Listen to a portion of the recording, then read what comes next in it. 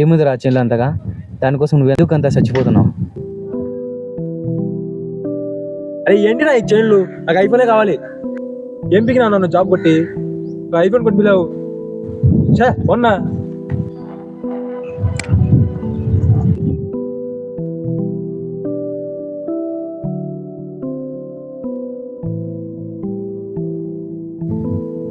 మా అన్నని ఇలా చెప్పి ఉండకూడదురా.